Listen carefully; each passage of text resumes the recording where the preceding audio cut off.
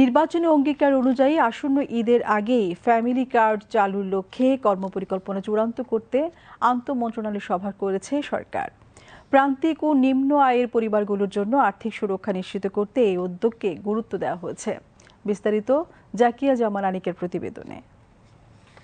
ঈদের আগেই family card চালুর লক্ষ্য সামনে রেখে সচিবালয়ে অনুষ্ঠিত হয়েছে এক গুরুত্বপূর্ণ আন্তঃমন্ত্রণালয় সভা। সভায় সভাপতিত্ব করেন প্রধানমন্ত্রী তারেক রহমান। সভা শেষে জানানো হয়, ফ্যামিলি কার্ড বাস্তবায়নে 15 সদস্যের একটি মন্ত্রিসভা কমিটি গঠন করা হয়েছে। এতে রয়েছেন 2 জন মন্ত্রী ও 2 জন প্রতিমন্ত্রী সহ সংশ্লিষ্ট মন্ত্রণালয়ের প্রতিনিধিরা। অর্থমন্ত্রীর সভাপতিত্বে গঠিত এই কমিটিতে মহিলা ও শিশু বিষয়ক মন্ত্রী, সমাজ কল্যাণ মন্ত্রী, স্থানীয় সরকার মন্ত্রণালয়ের প্রতিমন্ত্রী সহ 7টি মন্ত্রণালয়ের সচিবরা সদস্য হিসেবে যুক্ত আছেন। মহিলা ও শিশু বিষয়ক মন্ত্রণালয় কমিটিকে সার্বিক সহায়তা দেবে। কমিটির কার্যপরিধিতে বলা হয়েছে, ফ্যামিলি কার্ডের একটি কার্যকর ডিজাইন প্রণয়ন, সুবিধাভোগী নির্বাচনের মানদণ্ড চূড়ান্তকরণ এবং একটি সমন্বিত ডাটাবেজ তৈরি করা হবে। এই মাস থেকেই ঈদের আগেই আমরা আমাদের এই ফ্যামিলি কার্ড বন্টনের কাজ বাস্তবায়ন শুরু করব ইনশাআল্লাহ। কারণ এটা আমাদের নির্বাচনী ওয়াদার মধ্যে সবচেয়ে গুরুত্বপূর্ণ ওয়াদা।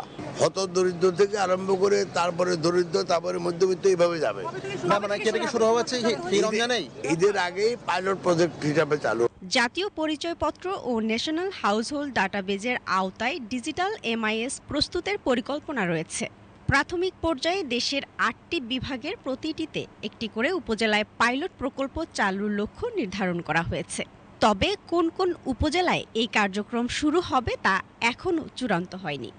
স্পেসিফিক এখনো কোনো জেলা নাই, আমরা করি নাই। তারপর কিছু আগেই বোধহয় কিছু এরিয়া আমাদের ফিক্সড করা আছে, আগে একটা সার্ভে করা হচ্ছে, ওই রিপোর্টটা আমার কাছে নাই, যে বেশ কয়েকটা জেলাতে কিছু উপজেলাকে আগেই নির্দিষ্ট করা আছে। সরকারের পক্ষ থেকে জানানো হয়েছে, প্রথম ধাপে প্রান্তিক ও নিম্ন আয়ের পরিবার, বিশেষ করে হতদরিদ্র নারীরা অগ্রাধিকার পাবেন। কার্ডধারীরা এর মাধ্যমে নগদ 2000 থেকে 2500 টাকা পর্যন্ত আর্থিক সহায়তা পেতে পারেন। রাজনৈতিক মতাদর্শ, কোনো ধর্মীয় অনুভূতি অথবা কোনো লিঙ্গভিত্তিক কোনো ধরনের বৈষম্যের শিকার কেউ না হয়, সেই জন্য এটা ফ্যামিলি কার্ডটা ইউনিভার্সালি যে প্রতিটি এলাকায় পর্যায়ক্রমে এটা বাস্তবায়ন করা হবে।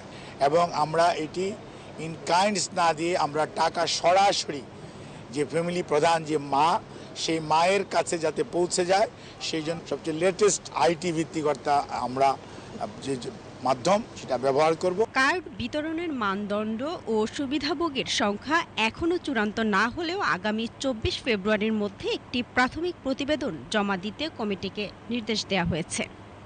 সামাজিক সুরক্ষা কর্মসূচিকে আরও সমন্বিত ও লক্ষ্যভিত্তিক করতেই ফ্যামিলি কার্ড চালুর এই উদ্যোগ বলে জানিয়েছে সরকার। ধাপে ধাপে নির্বাচনী প্রতিশ্রুতি বাস্তবায়ন হবে বলে সরকারের পক্ষ থেকে আশাবাদ ব্যক্ত করা হয়েছে। জাকিয়া জামান আনিকা, বিটিভি নিউজ।